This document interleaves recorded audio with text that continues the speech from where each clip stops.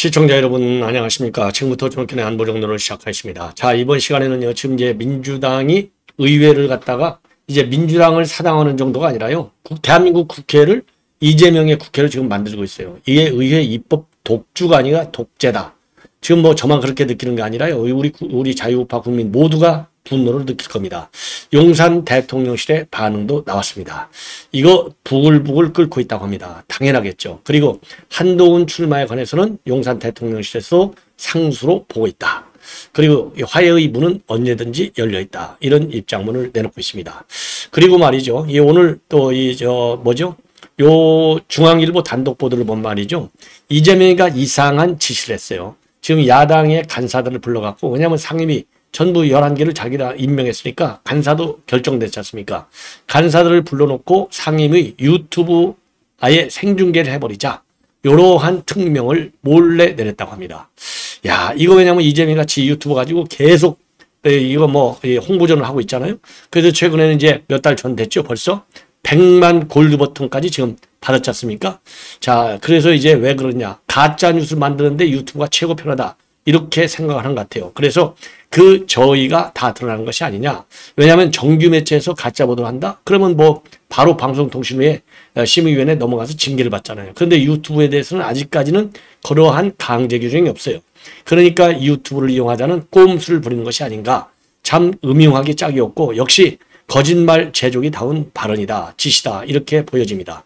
그리고요, 지금 홍준표가 아리송한 그런 입장문을 내놨어요. 자, 일제히 우리 여당 특히 당권 주자들은 지금 이번에 이재명이 기소 조치된 거, 요거에 대해서 책임을 져라. 심지어 안철수 같은 경우는요, 정계를 은퇴하는 것이 정상적인 정치인의 도리다. 그래서 은퇴론까지 나오고 있어요. 자, 그래서 법적 제가 보기에는 법정 구성 정말 손에 장을 쥐줄 정도로 제가 확실하게 느끼고 있는데, 정계 은퇴하라. 이거를 우리가 이슈화 시켜야 될 것 같아요.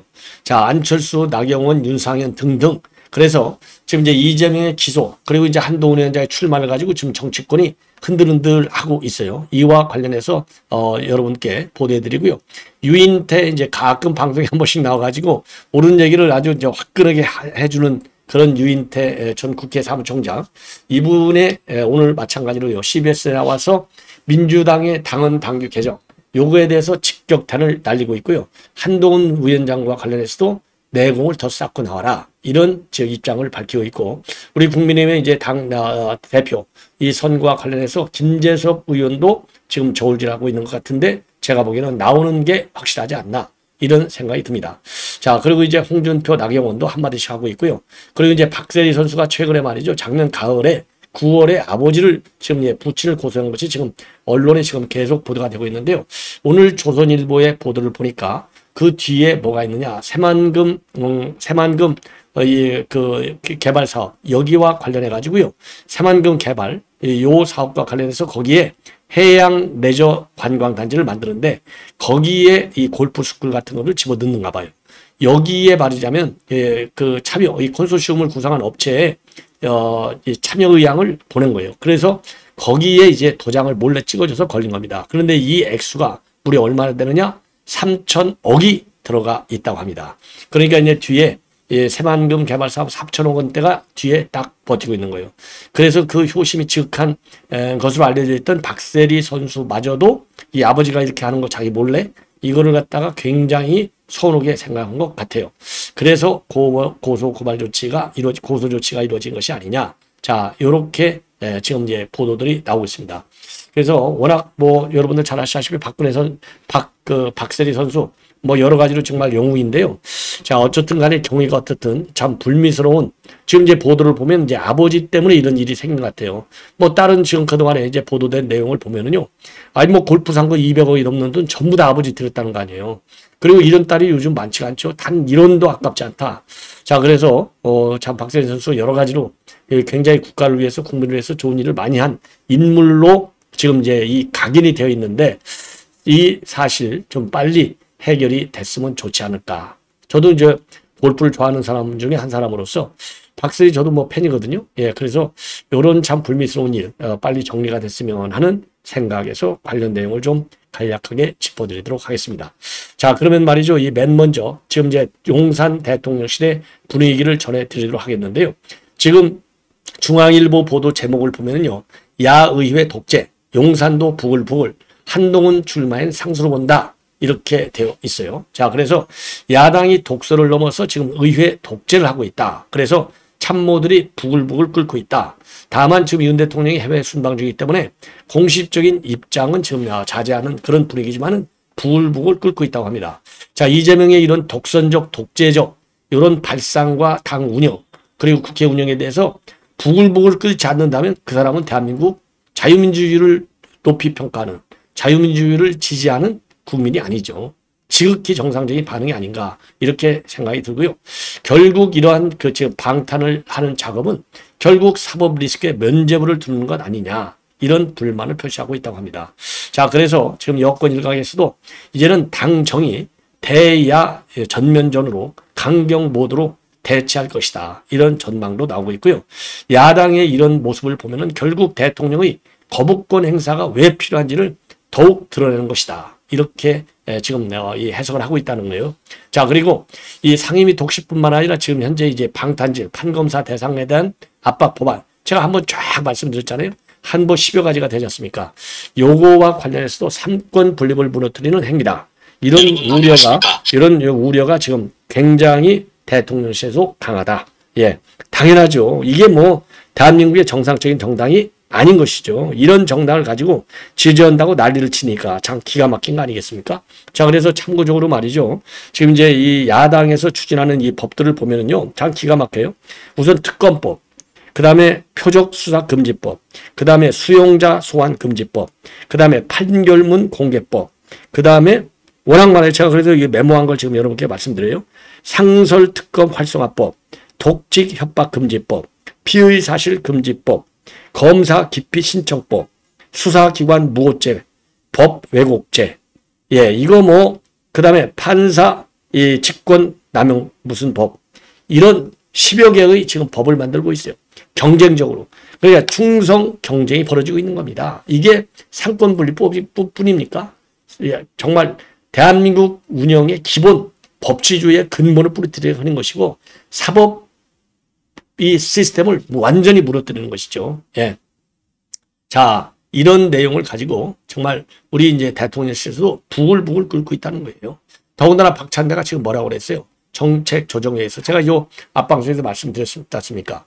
지금 이재명이 기소한 걸 가지고 소가 우스리래요. 누가 봐도 별건 기소에 조작 기소래요. 아, 야, 이런 뻔뻔한 인간이 이거 다 수준 이하 인간들이에요. 한마디로 얘기해서. 예. 자, 이렇게 되니까 이런 거는 그야말로 사법부 판결을 완전히 무시하는 행태다. 예, 그리고요, 한동훈 출마와 관련해서도요, 완전히 상수로 보고 있고, 앞으로 이제 윤 대통령하고 한동훈 위원장의 만남 가능성과 관련해서는 언제든지 열려 있다. 이런 입장을 내놨다고 합니다.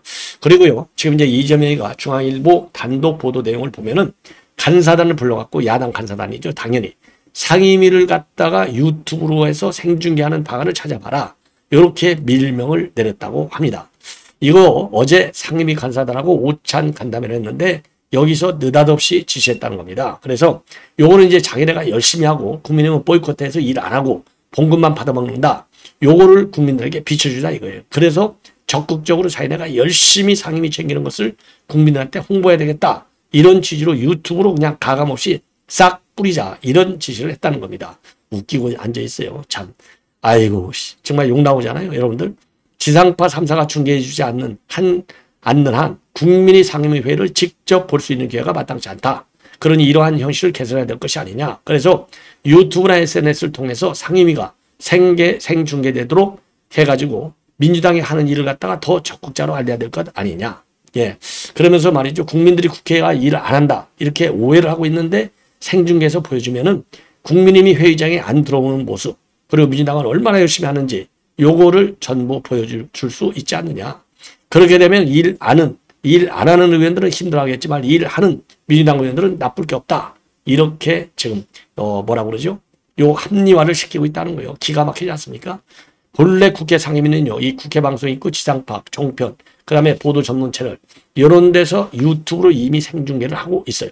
자, 그래서 이 굳이 유튜브 생중계 이 필요성을 이재명이가 역설한 건 도대체 뭐 때문에 그러냐? 그랬더니 정치 유튜버 등으로 채널을 다양화해야 된다는 뜻이다. 예, 그래서 이재명이가 직접 언급한 건 아니지만은 개인 유튜버를 활용하는 방안까지도 열어놓자. 그러니까요. 지가 좋아하는 유튜브들. 김어준 유튜브 방송 데리고 가려고 하는 거예요. 많잖아요. 좌파들 유튜버. 예. 자, 그래서 이러한 이재명의 밀명은요. 과거 경기도 지사할 적에도 유튜브로 그러니까 이제 경기도 내부 대책회를 중계했던 방식하고 똑같은 거 아니냐. 이런 얘기가 나오고 있는데요. 경기지도 지사할 때 아프리카 돼지열병 방역 실국장 회의라든가 그다음에 이제 금융 소외계층 지원 방안과 관련된 긴급 라이브 대책회의 이런 것들이 유튜브로 생중계됐다고 합니다. 야, 참. 그래서 지금 현재요. 그리고 또 하나 이제 밀명은 말이죠. 지금 상임위를 열었는데 정부 부총무들이 참석을 안 하잖아요. 자, 그러니까 아예 법안 청문회, 현안 청문회를 열어서 증인으로 신청하자는 얘기까지 나왔고요. 정식 증인으로 신청했는데도 출석을 거부하면 즉각 처벌할 수 있다. 이렇게까지 민주당이 공직자들에 대해서는 또 협박을 하고 있어요. 예. 야, 참 기가 막히지 않습니까? 자, 이렇게 이재명이가 밀명을 내리다 보니까 법사위, 복지위, 어제 오늘 잇따라 열어가지고요. 출석 요구권을 의결하고 이게 안 되면은 아까 말씀드린 대로 예, 지금 이제 이 공무원들에 대한 강제 조치에 나서겠다. 지금 말이죠. 이 자유민주주의 정치를 갖다가 협박 정치로 지금 몰아가고 있는 지금 이재명이 아니냐. 자, 이렇게 생각이 들어요. 자, 이러다 보니까 말이죠. 유인태 지금 전 국회 사무총장이 제대로 이재명을 직격하고 있습니다. 자, 이재명과 한동훈을 아주 싸잡아서 비판한 건데요. 이번에 이제 당헌 고친 거 여러분들 뭐 귀가 따갑게 들었을 거예요. 예, 요거 핵에 망측하기 짝이 없다. 그래서 지금 다행히 윤석열 대통령하고 김건희 여사 좀 지지율이 좀 빠지고 그리고 이제 국민들의 불만이 많으니까 아마도 요 윤 대통령과 김 여사를 믿고 까불고 있는 것 같은데 핵에 망측하기 짝이 없다. 더군다나 지금 이제 개딸들 당원 20%를 갖다가 의장 선거하고 지금 원내대표 선거에 반영한다. 이렇게 돼 있잖아요. 이거야말로 핵에 망측한 소리다. 그러면서 말이죠. 당원권 강화 그리고 이제 하는데도 한계와 선이 있다. 개딸들이 어떻게 당에 주주냐.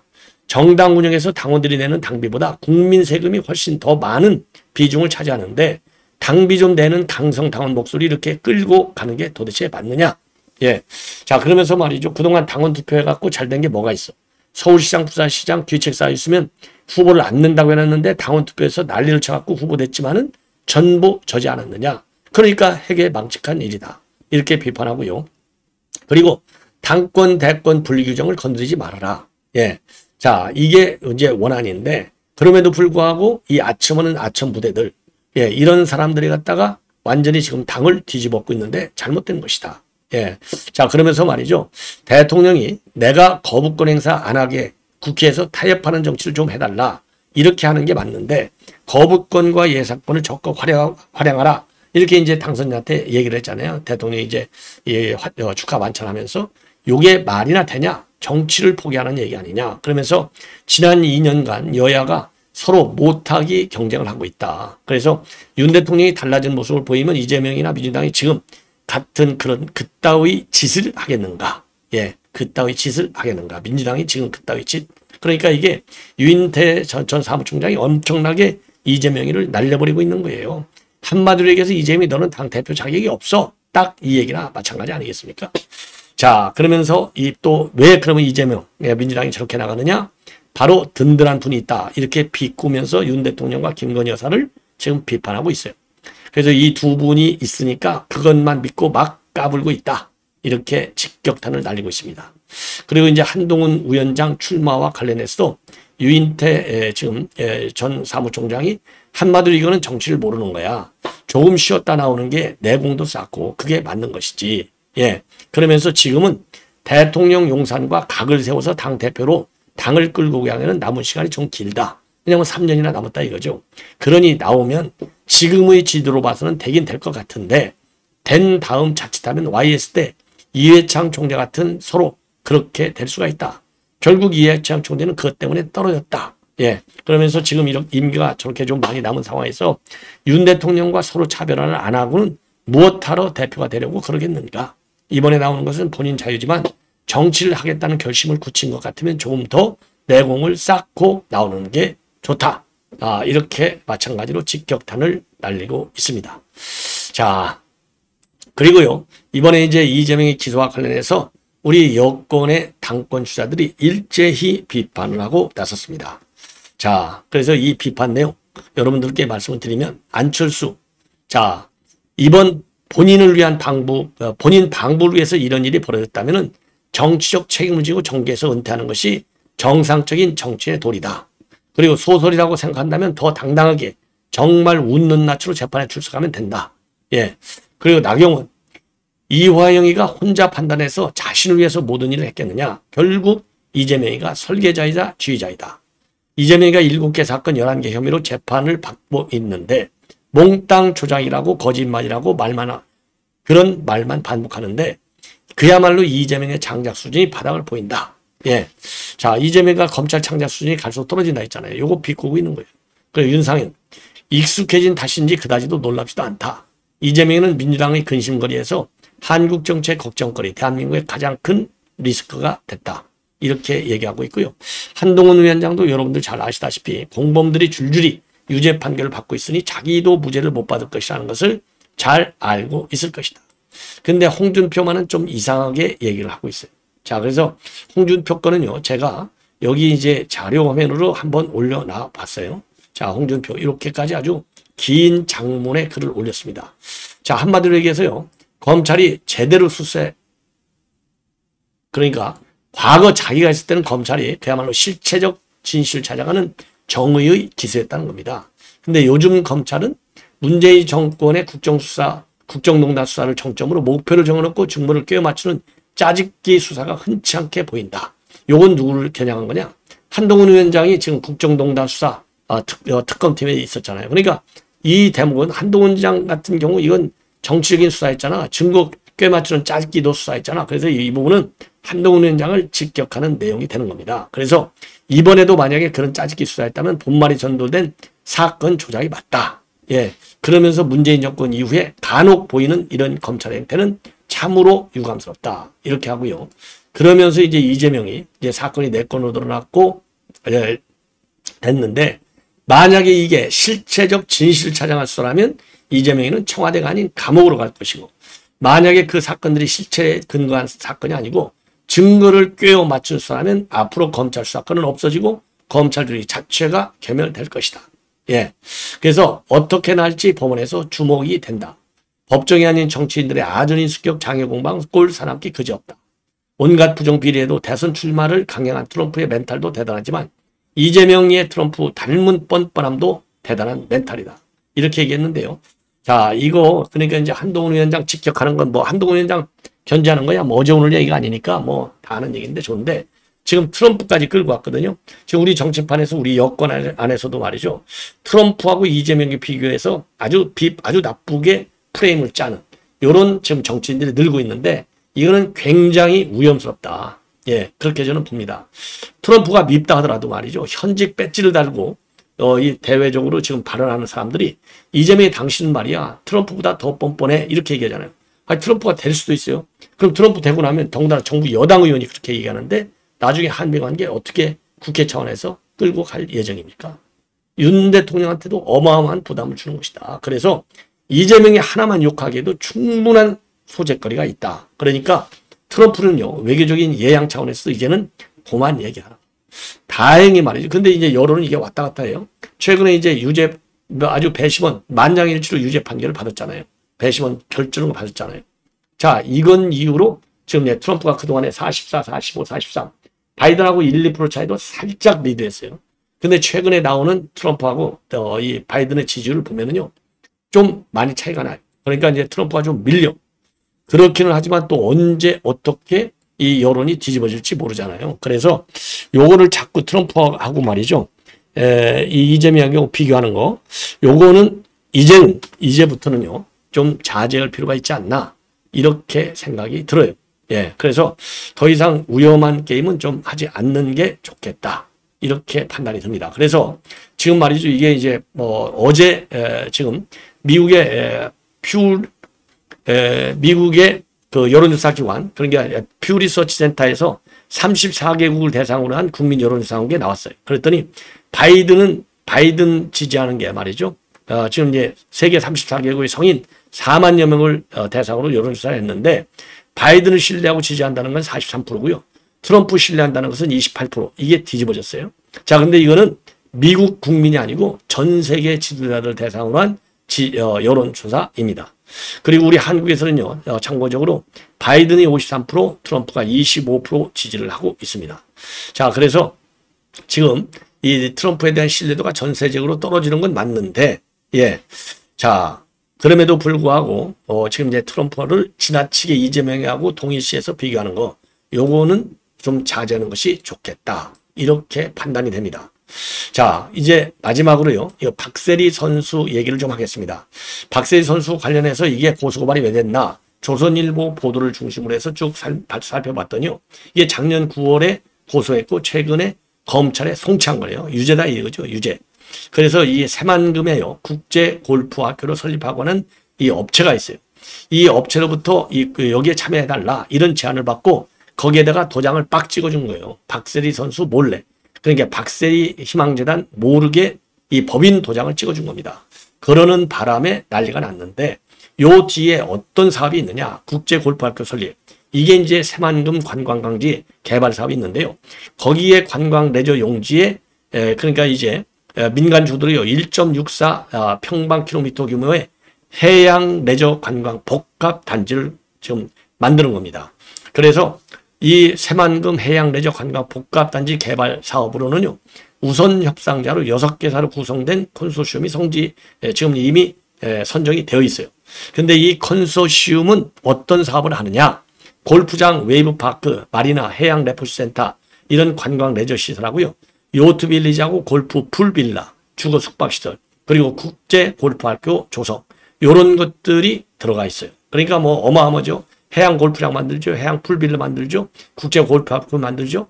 그런데 이 컨소시엄 구성한 이 회사가 요게 이제 박세리 재단이 이제 거기 도장에 찍혀 있잖아요. 참여한다고. 요것이 컨소시엄 구성하는데 굉장한 우선 사업자, 우선 그 협상자 선정에도 크게 영향을 줬다고 합니다. 아니 그러겠죠. 아니 박세리 하면 뭐 세계적인 선수인데 모르는 사람이 없는데 이게 얼마나 관광 그 인센티브가 되겠습니까? 그런데 나중에 그래서 이제 새만금 개발청에서 박세리 희망재단에 이걸 물어본 거예요. 정말 이 골프 관광 개발 사업에 참여할 의향이 있느냐 확인을 요청했어. 그랬더니 무슨 소리야? 우리는 그런 거 할 생각이 없어. 왜? 우리는 영리 재단이 아니야. 비영리 재단이야. 이렇게 해서 이거를 이제 알게 된 거예요. 그때사. 그래서 이제 열이 받쳐갖고 고소 조치를 한 것이다. 이렇게 지금 알려지고 있습니다. 상당히 참 안타까운 내용이 아닌가 이렇게 생각이 듭니다. 시청자 여러분 이것으로 본 방송은 마치겠습니다. 대단히 고맙습니다.